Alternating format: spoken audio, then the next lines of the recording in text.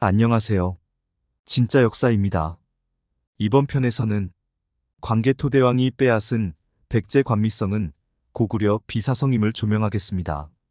삼국사기 고구려 본기에 광개토태왕 원년인 392년 7월에 백제를 쳐서 석현성 등 10개 성을 빼앗습니다. 그리고 그로부터 2달 후인 9월에 북쪽으로 거란을 정벌해 남녀 500명을 포로로 잡고 빼앗겼던 백성 1만 명을 데리고 돌아옵니다. 3년 후인 영락 5년 395년에는 염수까지 가서 비려를 정복하는 기록이 있는데, 비려는 거란을 말하는 것으로 고구려는 거란을 쳐서 서북으로 영토를 확장한 것으로 추정할 수 있습니다. 그리고 한 달이 지난 10월에는 백제의 관미성을 공격해서 함락합니다.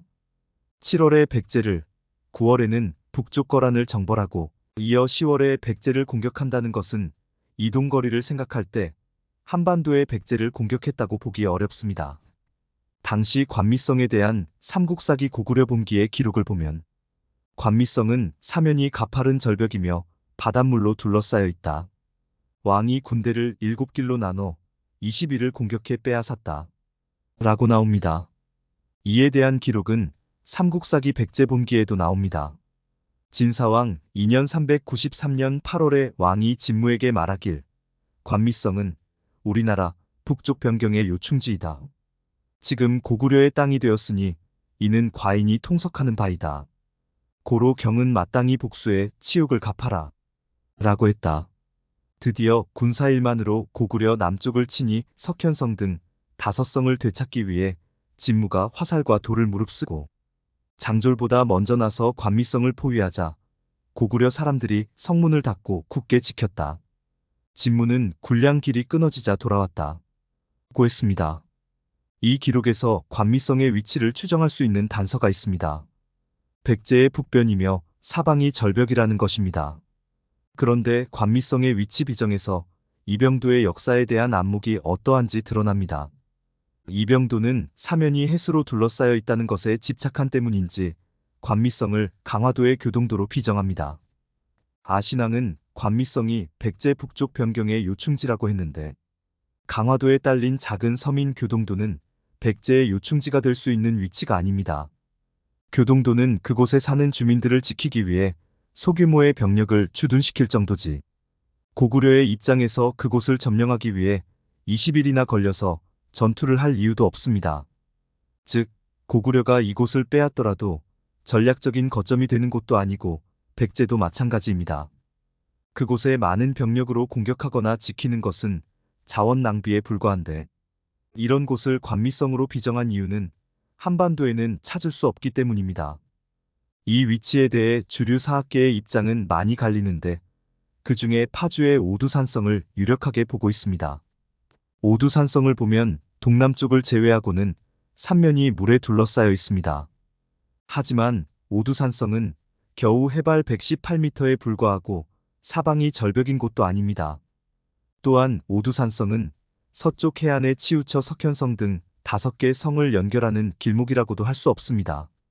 그리고 삼국사기 백제본기 진사왕 3년 387년 9월에 백제와 말갈이 관미령에서 싸웠으나 백제가 패배한 기록이 있습니다. 관미성은 관미령에 있었을 테인데 오두산성 인근에는 관미령이라고 부를 만한 높은 고개가 없어 이 기록과도 맞지 않습니다. 당시 백제와 싸운 말갈은 일명 양맥으로 태자 유역에 있었습니다. 요동에 있던 파주의 서쪽 해안까지 와서 관미령에서 싸웠을 것이라 생각하기 어렵습니다. 이때 말갈은 요동 백제의 관미령을 공격했을 것입니다. 그리고 주류 사학계는 석현성이 황해도 혹은 파주에 있는 것으로 보고 있습니다. 관미성이 파주 오두산성이라면 당시 고구려는 황해도는 물론이고 파주까지 차지한 것입니다. 그러나 이들 지역을 이렇게 비정하면 다른 문제가 생깁니다. 광개토태왕은 백제로부터 관미성을 포함한 11개의 성을 빼앗은 1년 후인 제위 4년 395년에 패수에서 다시 백제와 싸워 크게 승리하는데, 여기서 패수는 태자입니다. 그리고 그 다음 해인 396년에 대규모로 백제를 정벌하는 기록이 광개토태왕 비문에 나옵니다. 그 기록에는 고구려군이 일팔성, 구모로성 등을 공격해 취하고 도읍을 포위하자 백제 아신왕이 항복합니다. 이때 고구려가 백제의 58성과 700개 촌락을 얻었다고 기록했습니다. 고구려가 이미 황해도와 한강 서쪽까지 차지한 상태에서 다시 58성과 700개 촌락을 얻었으면 이전에 얻은 땅을 포함하면 약 70성입니다. 그러면 이때 얻은 땅은 어디에 존재했던 땅일까요? 구당서 동이열전 백제조에 백제가 본래 5부로 나뉘어져 모두 37군 200개의 성의 호수가 76만이라고 했으니 이때 백제는 고구려에게 3분의 1 정도의 영토를 잃은 것이라 볼 수 있습니다.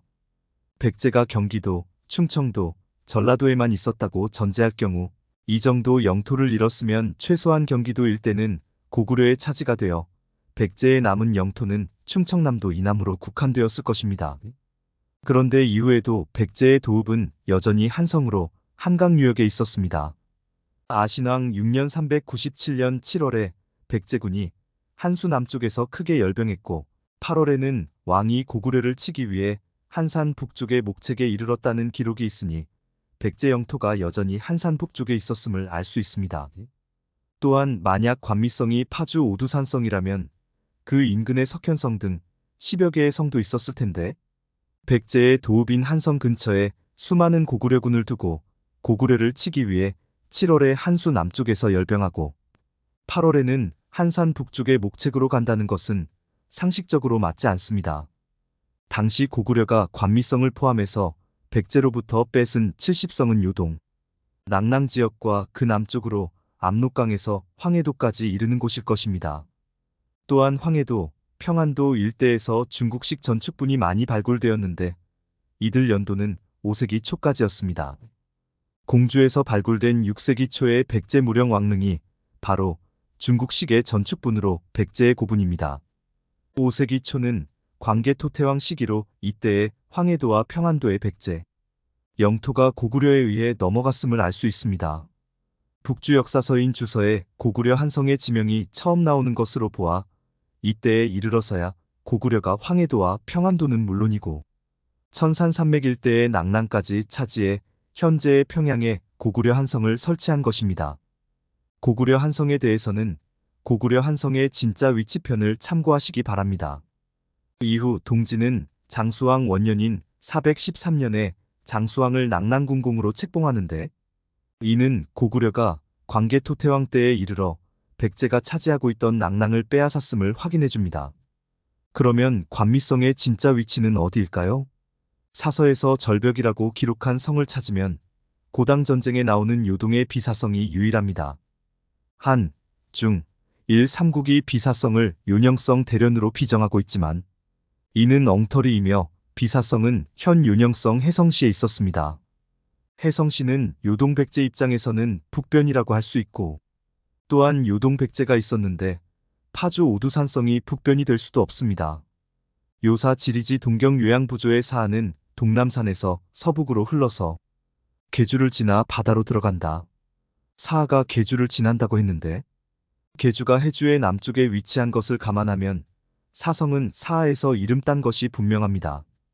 명대 요동 변장도를 보면 사하가 해성시를 지나가지만 대련 근처로 가지 않습니다.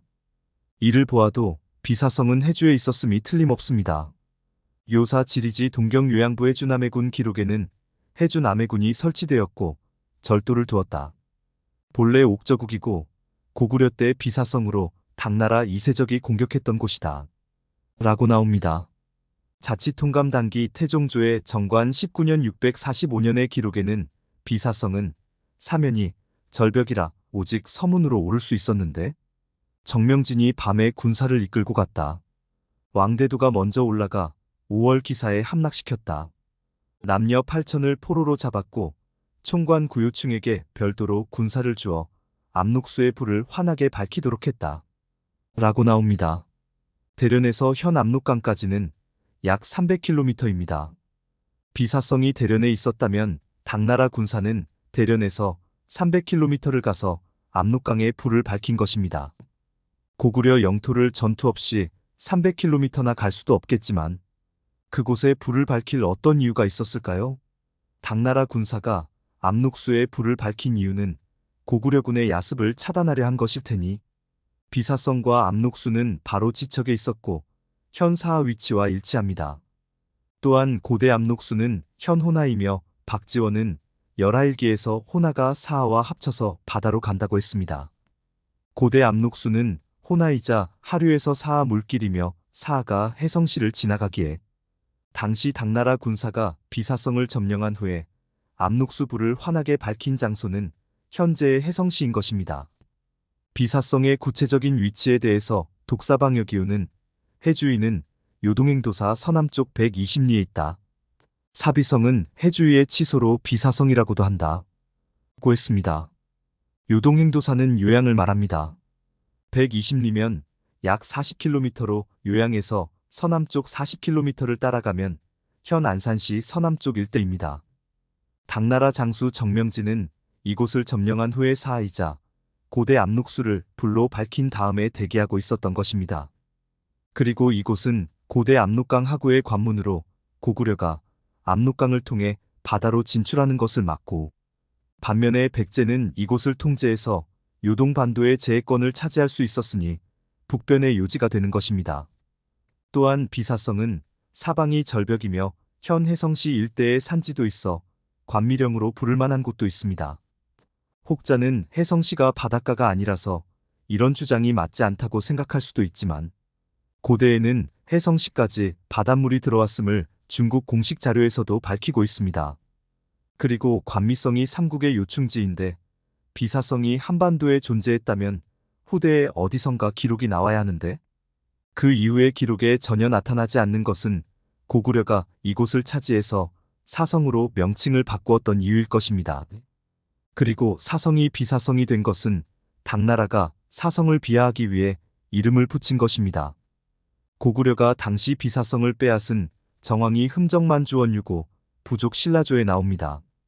요지에서 말하길 해주는 현재 해성이다. 처음에 백제에 속했다가 뒤에 고구려가 나눴다가 다시 발해에게 또다시 거란에게 돌아갔다. 동쪽에서 신라와 경계를 했다. 라고 했습니다. 해주가 본래 백제 땅인데 고구려가 차지했다는 것입니다. 해주에 비사성이 있었으니 흠정만주원유고는 이때의 상황을 기록한 것이라 볼 수 있습니다. 또한 여기서 알 수 있는 사실은 해주가 본래 백제 영토였다는 것입니다. 이는 백제가 요동에서 건국했음을 보여주는 다른 증거이기도 합니다.